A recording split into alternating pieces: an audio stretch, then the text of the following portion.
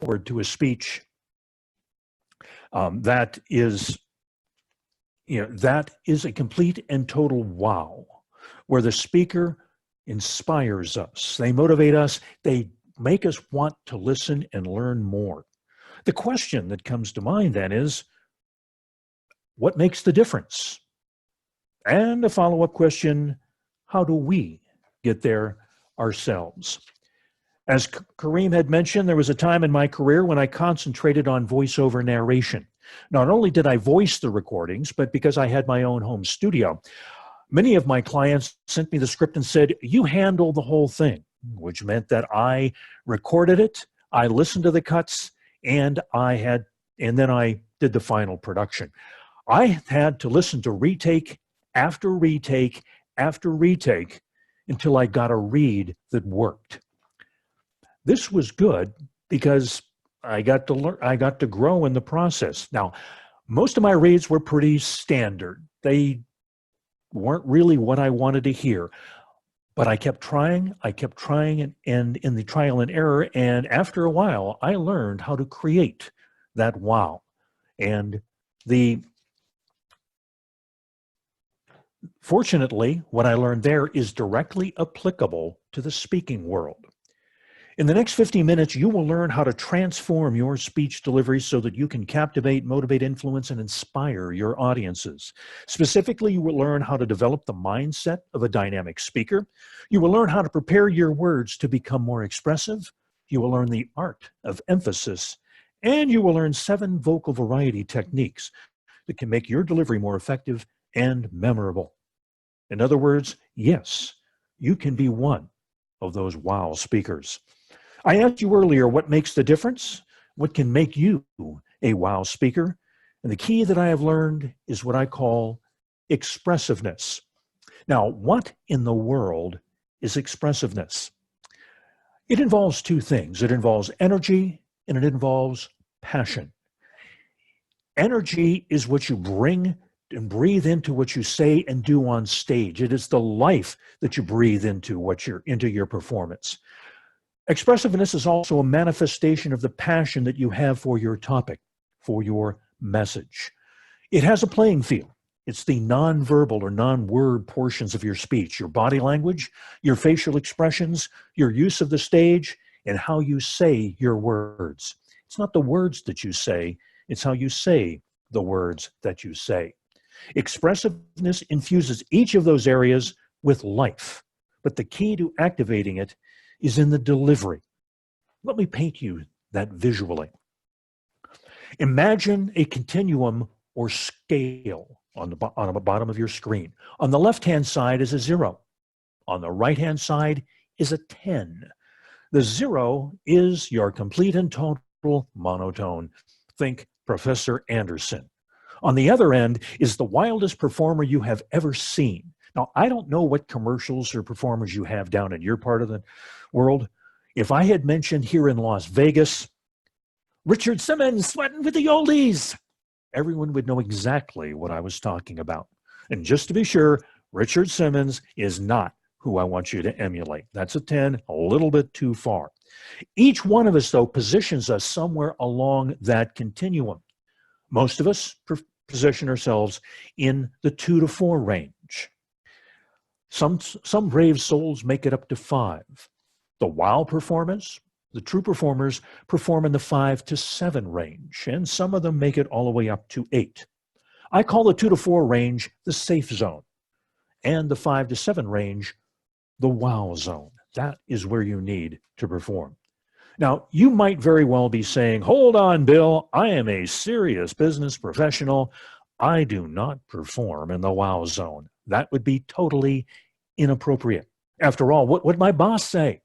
What would my customers and coworkers say? What would my friends say? I would venture to say that if you performed there, they would say, wow. You might be thinking, gosh, I never perform there. Well, you actually do, depending upon the situation. Let's say you go into visit a friend who just had a baby. The kid's there, what are you going to do? You can't help it. You walk up, you make a funny face, And then you say something like, Gucci, Gucci, goo. You do crazy things. Are your friends standing there saying, boy, are they weird? No, you're expected to do that. You have given yourself permission to be expressive. You are. It is obviously expected. Now, you might say, yeah, Bill, but that is not the normal world. That isn't business. That isn't Toastmasters. But why do you get away with it? Why can you get away with it in the normal world? Here's a key that I learned in voiceovers. Your audience members perceive you as being less expressive than you think you are. Let's say you want to be perceived as a 5 and you perform there. Your audience members perceive you as a 3. If you want to be perceived as a 5, you need to perform as a 7. That is in the wow zone. Now you might say, hey, no problem. Piece of cake, I can do that. It actually is not that easy. Hang on a second here. Do I need to click something on the screen, or is that, I guess that's Kareem's. Not that easy. There is actually an upper limit to what you are willing to do. And it is not as far enough as you need to be. It's where all of a sudden your mind says, no, you can't go there. It's dangerous over there. I refer to that as the expressiveness barrier. It's sort of like a Star Trek force field. And that field holds you back from performing because in your mind, you don't belong in the 5 to 7 range. You belong in the 2 to 4 range, into the safe zone. And if you do, for some reason, venture over that line, it pushes you back. In fact, your mind pulls you back into the safe zone. Inertia is that strong. You've got to believe, and what the real goal of what we need to do is to get you to the point whereby you believe that you belong in the wow zone. And that requires a mindset change. And you have to think differently about your speeches. So how in the world do we get there? I think of the expressiveness barrier as like the sound barrier. Back in 1947, Chuck Yeager broke the sound barrier. Now, did he just inch up on it? No. He actually had to crash through it in a rocket plane. And I believe that we need to do something similar to get through the expressiveness barrier. We need to be comfortable performing in the 8 range. That way, when we get comfortable there and you go back to normal speeches, you end up performing in the 6 range rather than the 4 range.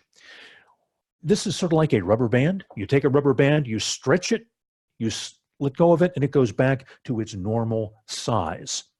But if you take it and you stretch it and you keep it there for a long time, it starts to deform a little bit, conform to the newer stresses. When you let go of it, it goes back to a larger size. Basically, that's what you're doing here. You're stretching what you're willing to do so that when you go back to normal, you're where you want to be in the wow zone. Now, how in the world do you do that? I see 2 ways. One is you can pick one of your standard presentations and then you can perform it as expressively, as wild and crazy as you can get. You need to stay there a while to get comfortable in the zone. The problem is there is inertia. You are used to presenting that speech at a 4 level, and it gradually starts pulling you back. You will drift back to there. That's why you need to have a speech delivery buddy to push you and to say, no, no, no, no, no. Kareem, you need to get back into the 8 and keep pushing you there. But again, it is tough to do because of what we are used to doing and what our mind says we need to be performing that speech. There is another way that I think is much more effective, and that is the tall tale. That is why I am excited to actually see that you are having a competition tomorrow night. Hang on a second here. There I am. The tall tale does a very interesting thing. First of all, a tall tale is a highly exaggerated, obviously fictitious story. And in my opinion, the best ones are a little on the crazy side. As Kareem had mentioned, I've won 2 Tall Tales contests at the district level. My first one, I had a skiing adventure, and I was doing crazy things like jumping off a 2,000-foot cliff. I fell, I rolled in the snow, and all of a sudden I became a 15-foot diameter snowball, and I went flying through the air and crashed into a 500-foot high giant sequoia. This is not your normal ski adventure. But it enabled me, because of that, my expectation level with that is that I would perform it at a crazy level. What that then did was my expectation changed. I no longer had my expressiveness barrier for that speech. At the 5 level, I moved it all the way up to the 8 level so that I could still comfortably perform it at a higher level. What then happened was that when I won, well, I'll tell you what, why don't I actually tell you my full story about how that totally transformed my speaking style. This was back in the year 2007. My district had not had a Tall Tales contest in years. I didn't know what it was, but I decided I was going to enter it. I put together the story as I just described it, and it was a fun story. People liked it, and I won the division contest. As I'm walking around after the announcement of the winners, getting the congratulations of my friends, all of a sudden, I notice out of the corner of my eye, a woman was coming up to me in a very determined way. I knew her because she was very active in the district all the way around, and she loved the contests, and I swear she had her finger on the pulse of every area contest and above within our district.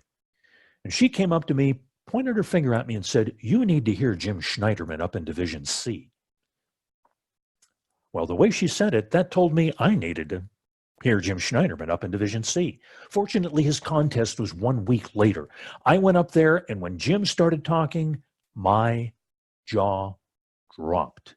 His vocal variety was off the scale. My first thought was, Bill, you are in a heap of trouble. I knew that I had to go to work, but fortunately I had 3 weeks before our district contest. I started practicing that speech 15 to 20 times a day, no exaggeration. And every time I tried being more expressive than the time before, in my voice and in my body language. I pushed it and pushed it and pushed it. Finally, the day of the contest arrived. I hear my name announced, I walk on stage, I shake the hand of the Toastmaster, and I start performing. All of a sudden, I realized I am doing things body language-wise that I never even dreamed of doing when I walked on that stage. I was much more real, much more expressive in what I was doing. And that encouraged me to become even that much more expressive throughout the entire speech. So much so that I won that contest. And when I went back to my club to start doing normal manual speeches, my speaking style was totally different. I had broken through the expressiveness barrier, and I was speaking in the wow zone.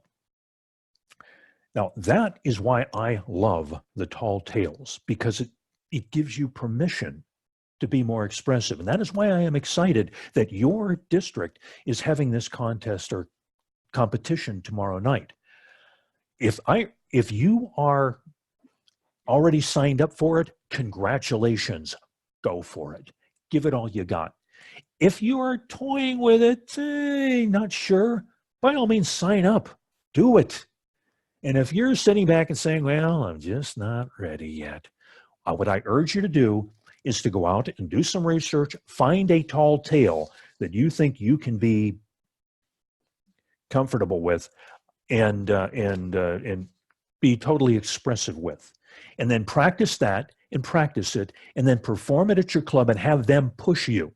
Now, if you are entering in the competition, yes, your speech needs to be original. But if you're just doing it for delivery in your club, don't worry about writing it. Find one and practice it and practice it and practice it and push yourself up into the 8 range and give yourself permission to be expressive. You might say now, okay, great, Bill. I've now broken through the expressiveness barrier. So what? What do I do with it? Step number one is to prepare your words to be expressive. Now, this is the biggest problem that I see in a lot of Toastmasters, a lot of speakers actually, in Toastmasters and even in the professional world. Their words are not set up to be totally expressive, and with that limits their performance. Here I want you to go back to your early school days, elementary school or first grade or whatever you call it there where you're at. What did they teach us? What did they tell us that words are made of? Sounds and are consonants and vowels, right? Well, that's true for the written word. And I'm going to see if I can get this off of my screen here. Good, excellent. That is true for the written word, but the key thing is in Toastmasters, we're in the realm of the spoken word. And because of that, I would like you to think of your words differently because there's a different dynamic that is in play. From here on out, I'd like to suggest that you think of your words in terms of sounds and duration. Sounds and duration. What in the world am I talking about? First of all, let's look at sounds. Listen to these three words: single, mingle, and tingle. They sound pretty much alike, don't they? Only one sound difference, only one consonant. But they have radically different meanings, don't they? That means that the sounds actually do determine the meaning, the dictionary meaning, the literal meaning. So where does this duration come in? I find that the best way to describe that is to put you into a scenario. Let's say that you are in a small room with some of your closest friends. One of them makes a statement that they think is incredibly insightful, but the rest of you realize it's pretty obvious. Sure enough, one of you is going to stand up and go, duh. There was a lot of meaning in there, wasn't there? About 3 syllables worth. What if I just said, duh? It's the same word, isn't it? The same sounds, but there was a whole lot more meaning in the first one than the second, wasn't it? What that really amounted to was an extra meaning, some editorial meaning in this case, some emotional meaning. But the editorial meaning was the true meaning. Where did that come from? It came from the duration. The word was longer. Essentially what you're saying is that your words are performing, and you need to give them a bigger stage upon which to perform. Recently, I read a sales book by a sales trainer by the name of David Hoffeld, Hoffeld. The book, if you're interested, is The Science of Selling. In it, he makes an interesting comment, and I will read it here. Those who use strong inflections are always able to hold the buyer's attention better than those who use weak inflections, even when saying the same exact words. Voice inflections convey your passion and make you seem more interesting and engaging. Moreover, they produce in others the emotions that you are conveying. The inflections that Hoffeld is talking about are what I refer to as expressiveness. And the key there is that you are conveying and creating emotion in your listeners. Have you ever sold anything or at least heard some sales training? Do people buy based on logic alone, or do you need to touch into their emotions? Emotions are important, aren't they? That's true for persuasion, it's true for motivation, it's true for inspiration. Now, what happens if you have very short duration, if you speak very quickly? You compress your words. Now, if you're squeezing your words, you're not squeezing out the sounds. They have to be there. They don't have meaning. What you're doing is you're squeezing out the expressiveness. You're squeezing out the duration. And with that, you're squeezing out much of the persuasion, the motivation, and the inspiration that you might be looking for. Is that really what you want to do? Let me give you an example from my own life. My wife and I love to watch some of those TV movies, made-for-TV movies. There are some channels that come out with a lot of them, especially here in the holidays. One of the phrases that we hear a lot is, I love you. Some of the scripts are great and the actors are great and they perform it well. Others, I'm not sure whether it's the script, the actor, or both. But what it comes out is, I love you. Okay. Now I ask you, does that convey to you deep feeling and conviction? Probably not. Doesn't to me. Does it move you? No. It just pretty much sounds like blah, blah, blah. Yeah, you say that to everybody. But so with that in mind, that you can see that then that expressiveness is important. There's an aspect of that emotion that needs to be transferred into who you are, into your listening audience.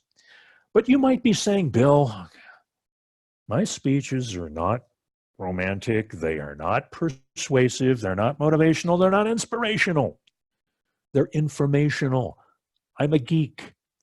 Well, you might be saying feeling isn't important. Do you still want them to pay attention to you? Do they want them to like you so that they will listen to what you're saying? Do you want them to accept your information as being valid and that you as an authority? That is still an emotion. That confidence that you want to develop is important. But not only that, you want to be able to adequately, especially in that sense, convey the important parts of the significance of what you are saying. You want them to understand what it is important that you see in what you're saying. And that means as well that you need to give your words a bigger stage upon which to perform to do that as well. And that really involves how do we emphasize? Emphasis is important from two aspects. It's called what do we emphasize and how do we do that?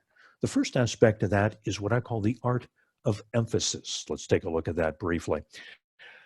To borrow a concept from the book Animal Farm, all words are important, but some are more important than others. In Toastmasters, we are encouraged to have vocal variety, but I'm not sure we spend as much time discussing effective vocal variety. Basically, as long as we're not a monotone, as long as we're not a Professor Anderson, our evaluator all too frequently says, you have great vocal variety. But now we're going to look at vocal variety in detail in a minute. But the key thing of vocal variety isn't to have variety. It's to communicate the significance of your words. In other words, you need to emphasize the significant words and phrases. You need to have variety with purpose. How do we do that? First of all, let's look at what is important to indicate. A lot of people don't like to write out their speeches in script form, word for word. I'm one of those who does, but then again, I've read scripts for a long, long time. But I find it's particularly important in the 5 to 7 minute speeches in Toastmasters.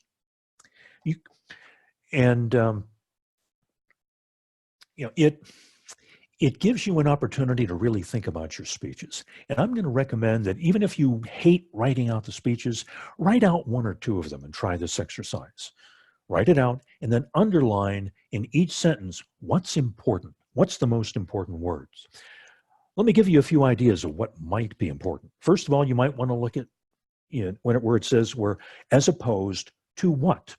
Let's say I said the phrase, give me your right hand. If it was as opposed to your left hand, I might say, give me your right hand. If it's as opposed to your right foot, I might say, give me your right foot. And if it's just a matter of stick your hand out as opposed to standing there like a nutcracker, it might be, give me your right hand, where I'm emphasizing give, right, and hand all equally to a slight degree. Also, let's go in a different example to our previous phrase, I love you. If I said, I love you, it's as opposed to that guy over there. If I said, I love you, it's a matter of, as opposed to I like you or I'm somewhat indifferent to you. And if it's a matter of I love you, it's a matter of no, I don't love her over there. I love you. So it's a matter of what is significant in what you are trying to convey. That's one, as opposed to what. Another one, it would be indicating the change. I like to use the example of a baseball game. Let's say the score is 4-2. All of a sudden, the team with the 2 runs scores a run. They now have 3. Yay. The way to announce that score is the score is now 4-3. That was the change. However, all too often in baseball announcers, the professional announcers, they say, and now the score is 4-3. Really? Okay, they talked. That's what they're paid for. They filled time. They told us the score, but I would submit that they have failed to fully communicate. So we need to understand where was the change and emphasize that. There is another aspect of emphasis that's important, and sometimes the most important word in the sentence is the last word, especially in humor if it's the punchline. Yet, all too often, I think we've been taught from years ago that at the end of a sentence, if it's the declarative sentence, if we're making a statement, the pitch goes down. And if we're asking a question, it goes up. Well, that's frequently correct, and it's frequently incorrect, just like I said in that sentence there. Yet what do I hear a lot from speakers, and especially in Toastmasters, where they make a statement and then they go down, and then they make another statement and it ends down, and then they take another statement and then it ends down. We have a word for that. It's called boring. I call it the drop, but that's not as bad as it gets. Sometimes not only do the speakers drop their pitch, they drop their volume. And they make a statement and then it gets quiet. And then they make another statement and again it's quiet. What if the last word in the sentence is the most important? Wouldn't it be important that they heard it? But it doesn't stop there. From time to time, I hear what I call off the cliff, where the volume doesn't get quiet, it goes to 0. And they make a statement and then they make another statement. If the words are important enough for you to say, they're important enough for your audience to hear. So be sure that you're saying all of your words, and if the last word in the sentence is the most important, by all means, say it. Okay, that is just some ideas of what you can emphasize. The question is, how can you emphasize? Now we're getting into the techniques of vocal variety. Kareem mentioned that I was educated as an engineer. What that means is that I'm kind of wired to take a topic, break it into its component parts, analyze the heck out of each one of them, and then put them back together again. And that's what I have done with vocal variety. In Toastmasters, I think in the manual, they mentioned 3 or 4 different ways of vocal variety. I've identified 9 different aspects, or what I call dimensions. I'm going to briefly mention what they are and describe them, and then we're going to take a look at some techniques on how we can employ those. The first one is volume. That's pretty obvious. We've been using that pretty much throughout. And if, in fact, you're emphasizing you're typically going to use a high volume, or you're going to be using a low volume, or somewhere in between. That's the range. The second one is pitch. We've been talking about that too. It can be a higher pitch or it can be a lower pitch, or somewhere in between. The third dimension is pace. That's the speed at which we talk. And that can be fast, that can be slow. When we talked about duration, I've encouraged you to speak a little more slowly to allow duration with your words. But there are times when pace, a fast pace, is important. The fourth one is pause. This is my favorite. I love this. And it actually involves 0. It's whenever you're totally dead silent. The real question here is, how long do you stay silent? We'll talk about that a little more in a minute. The fifth dimension is that of emotion. I was talking with a pastor one time, and when I mentioned that, he said, well, yeah, I cry sometimes in my sermons. No, that's not what I'm talking about. Maybe crying could be part of it. I'm talking about the whole realm of human emotion. And whatever the mood or the type of message we have, whatever emotion it carries, we need to convey that in our voice. If we're giving a joyful message, we need to be joyful. If we're giving a sad one, we need to be sad. There's a whole range of emotions. We're not going to go through that now, but you need to work on that and see if you can convey that in what you are saying. The sixth dimension is energy. Energy as excitement. Now, there are two types of energy. One is the basic energy that is required in order to bring life to your speeches. That's what we're talking about getting into the wow zone. But you can go above that, or sometimes you need to really sound excited, and this is great. That's additional energy. You don't want to go overboard, but it can be effective in adding it in your speech. The seventh dimension is sometimes confused with energy. It's an interesting one. It's called intensity. And intensity adds tension. This is a dangerous one because if you have too much intensity in your speech for too long, it can alienate your audience by making them uncomfortable. Years ago, there was a woman that was giving a speech in a contest, and it was in the international contest. It's an inspirational, uplifting speech, and she spent the whole time talking like this. Not exactly what you wanted to do. I mean, she really was pushing us away and making us uncomfortable rather than encouraging us.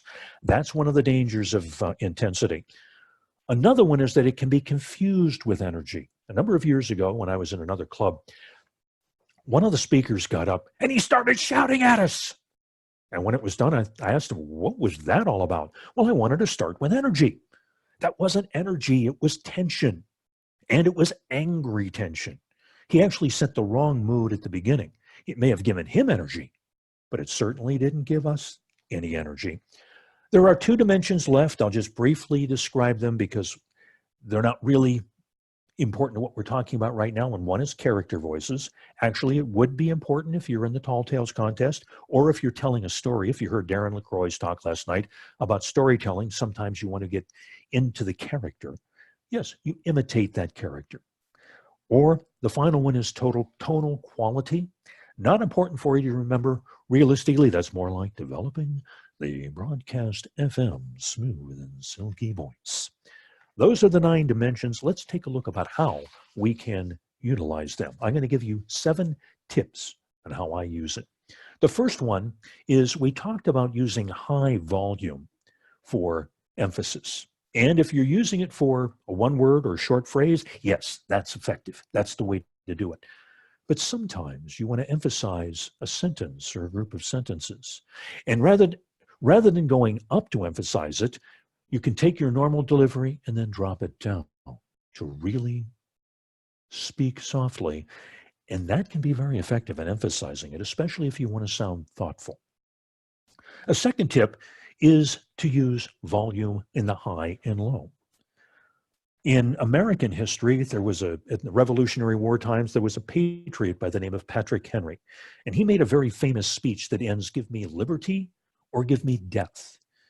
Occasionally, I recite that segment in one of my speeches. And when I say it this way. As for me, give me liberty or give me death. Did you notice I started off and I went high and then I dropped it down to low? That can be a very effective technique depending upon your script. But the key is this: in order for it to work, there needs to be a pause between the two. If I went from high to low right away, that would seem weird. But by having the pause, it can be very, very effective. This third tip that I'd like to give you has to do with pitch. We all have our own effective range. I can go high or I can go low. When I go high, what happens? All of a sudden, I'm getting weak. I'm losing the power. I can also go low and try to get lower, but I lose the power as well. Each of us has a certain power range where we would like to speak. The problem is we don't always like that range. My tip is get used to it. That's something I have to do. I write an article every month for Toastmaster Magazine, and I also submit a 2 to 3 minute audio clip that's included in the digital online version from the Toastmasters.org website. I record it here in my home studio, and when I hear my voice, I go, "Oh, I wish I was lower." But if I get lower, I lose the power. I've had to train myself. It's okay. Get used to it. Get comfortable in your own voice. Tip number 4, vary the pace for emphasis. There are times that I mentioned earlier when pace is important, or you want to be fast pace. In the tall tale that I mentioned, at one point in time, I fell and started rolling on the snow, picking up snow as I went. All of a sudden, I was a 5-foot diameter snowball, then a 10-foot, then a 15-foot diameter snowball, going faster and faster and faster. And then I came to the cliff. You notice I was being fast. Why? Granted, there wasn't a lot of duration there, but I wanted to create the feeling of fast pace. But then I got very slow very suddenly. Why? I wanted to emphasize, first of all, that a transition was occurring, not only from rolling down the hill, but to a completely different segment of my speech. But also, I wanted to create some tension, some, I wonder what's going to happen next. Oh, no. That is what you can do by changing pace. Experiment with that and see what you can come up with.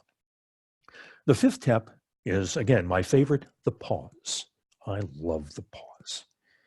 Maybe it's because I like saying nothing, but that's obviously not true. But the pause, the big question there is, how long should you pause? There's an answer to that. As long as you can stand it to the point whereby you're about to burst, and then wait a little bit longer.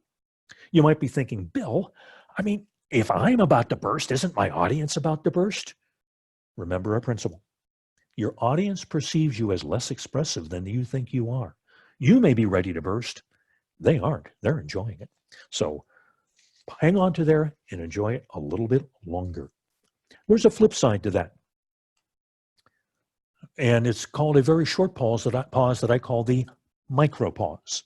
It's a short fraction of a second pause. And in fact, when I mention the micro pause, I mention it as the micropause. That is a micropause. What that does is it sets your word apart. The word that follows that, it sets it apart from your other words so that it jumps out at the listeners and they hear it better than if you just said your sentence straight on through. I find that I use that a lot. Now, the seventh tip is intensity can be used to show resolve. In that give me liberty or give me death speech, I state the last line, or give me death. That is intensity, but it shows that I am resolved, bring it on. You notice also, I use some micropauses in there, or give me death. Again, accentuated what happened there. Those, that is vocal variety and my take on it. There's some tips. I didn't give you a lot of detail. If you would like to learn more, I have put together an email series that you can get. It's about a 25-week series, shows up in your email once a week. If you're interested in signing up for it, go to my website, billbrownspeechcoach.com, scroll to the bottom, fill in your name and email address, and it'll start right away. Again, billbrownspeechcoach.com. That is how you can become a wow in speaking and how to take your speech delivery to the next level. The key, though, is you might be thinking, what does it take to deliver that? And it really takes confidence. Confidence in 5 things. Confidence in your core message. If you have passion about your message, if you're excited about it, if you really believe your message, that's going to give you confidence, more so than if you're not too sure. The second one is in your speech, confidence in your speech, knowing that it's well written and that it does produce the results that you're looking for. The third one is an important one, especially if you're in a speech contest, confidence in your knowledge of the speech.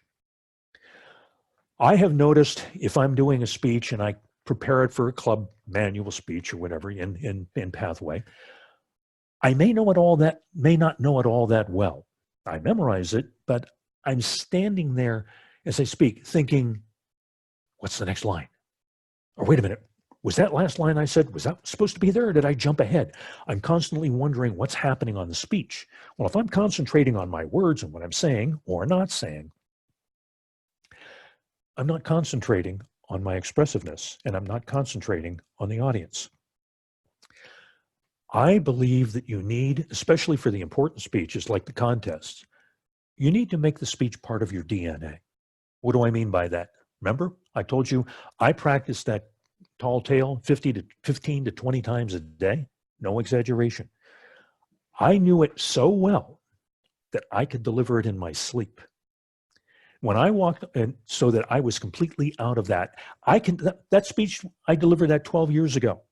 I could deliver it today, word for word, without returning to notes. Just come up to me and saying, deliver it, and I could start it. I know it that well. I mean, if you had me take a DNA test, you'd probably see the script there in the genes.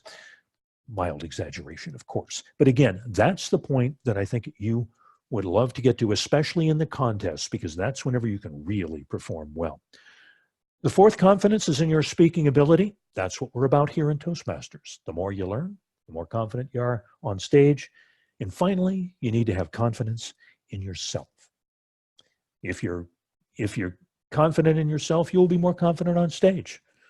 And the less confident you are, the more nervous you'll be on stage. That's okay. We're all in process. We are all growing. This increases with time. So let me just summarize a few points here, and then in any time we have left, we will do some questions. Tip number 1, by way of review, give yourself permission to be expressive. Tip number 2, your audience members will perceive you as less expressive than you think you are. Go for it, especially in the competition tomorrow night.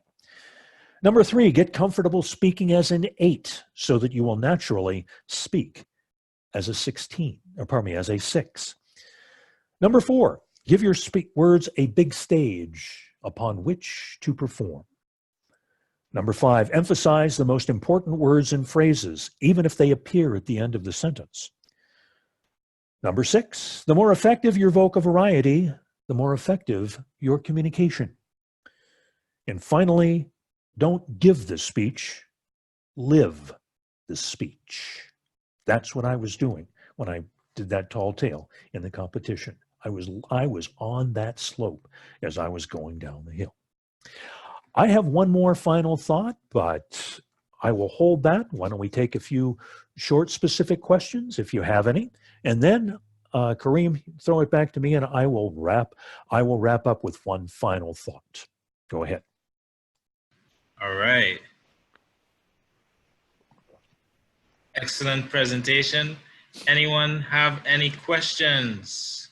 You can pose them in the chat, or you can unmute yourself and ask them. Good afternoon, Mr. Bell. Awesome presentation. Thank you. One of the questions that I was asked from one of the division directors about tall tales, they wanted to know if it always has to be funny, humorous. Okay. The answer is no, but yes. And I'll tell you why. By the rules, humor is not required. That is optional. What I have learned is that if you want to win, put as much humor in there as possible. Now, keep in mind, I live in Las Vegas. I swear, half the people I meet are involved in stand-up comedy in some way, shape, or form. So, I mean, in here, if you are not funny, you are not going to win. That may be different where you're at. I mean, a Paul Bunyan story could be interesting, but when I was competing against Jim Schneiderman 12 years ago, my story was funny. I had them rolling on the floor. Jim's story was weird, and those are his words. He and I talked afterwards. I won. I mean, his vocal variety was better than mine, but my story was better than his. And the experience for the audience was better than his. My ending was better than his. But so the answer is, it all depends. You don't need to have it there. And if you don't have a story tomorrow night that's funny, don't worry about it. Do it. Be expressive. Now, keep in mind what I did with mine.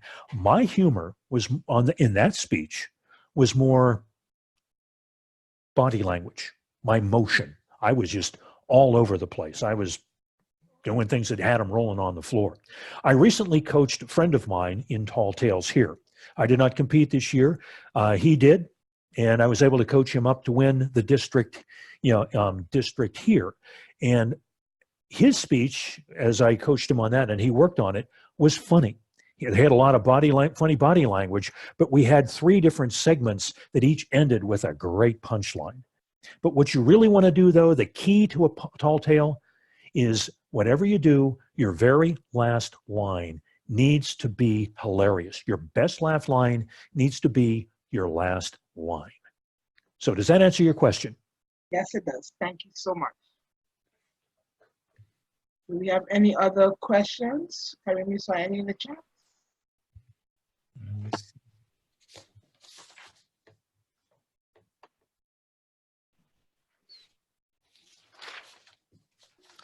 Nobody else? One of the comments was that you were very clear and precise, and so Very they good. took notes. And well, Amanda, why don't you just say it? Then he hears it himself. I'm sorry, and I'm sorry, I missed that last comment. I'm waiting for the Toastmaster to come on herself.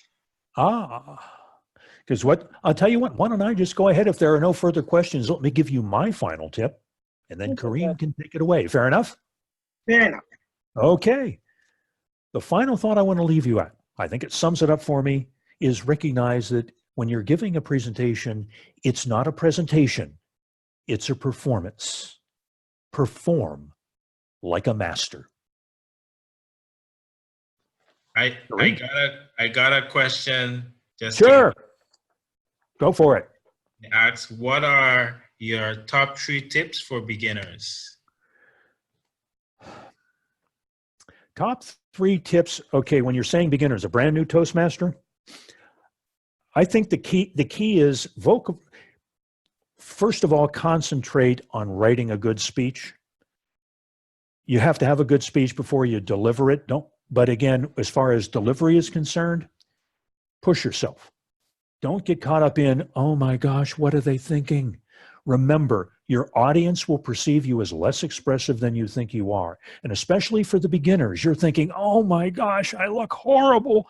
I'm so embarrassed. They're rooting for you. They want you to do well. In fact, I would much rather they say, whoa, tone it down a little bit, than you need to boost it up a little bit.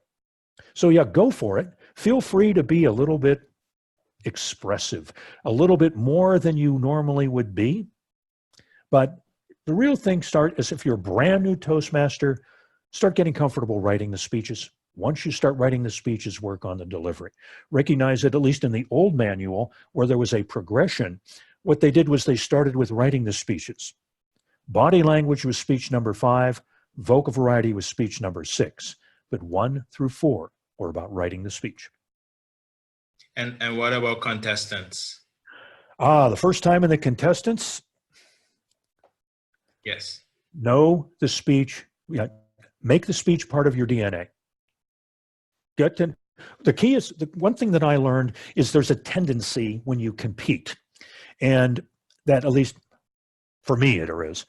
I always want to make tweaks. I'm a wordsmith. I'm thinking, just that isn't right. I'm just uncomfortable with that portion. At some point in time, and it's about a week and a half to 2 weeks out, you need to lock it down. One thing I have learned, I was making changes. I was in a district competition once in international. And the speech was that night. I changed a line early on in my speech that morning. Guess what? I blanked on stage in the middle of a district finals. At that line, guess what? I didn't win. Now, I probably would not have anyway. The guy who won later, the year later, was one of the finalists at the international level.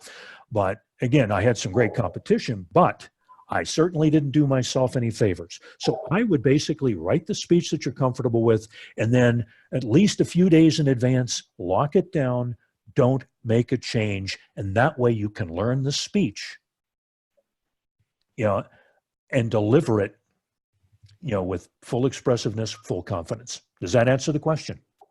Yes, that answers the question. Any more questions? All right, Bill, excellent presentation. Thank you very much. Appreciate the invitation. It is a pleasure working with you all.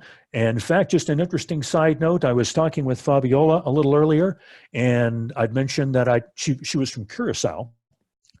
I said, oh my gosh, years ago when international convention was in Las Vegas, I sat next to two or three women from Curacao before the event. Turns out it was probably Fabiola. Wow. It was just blow us away. It's like, oh my gosh, hi, how you doing? Long time no see. So yeah, so she was in that room. We remember it. So yeah, just it's exciting to be a part of this, event. Thank you very much for including. Yes. And by the way, you've looked at me for the last hour. I am looking forward to hearing some of you on the competition tomorrow night, because I hope to be able to jump on just to be able to hear what you've put together. Go for it. All right. All right. Thanks again for your time. Awesome.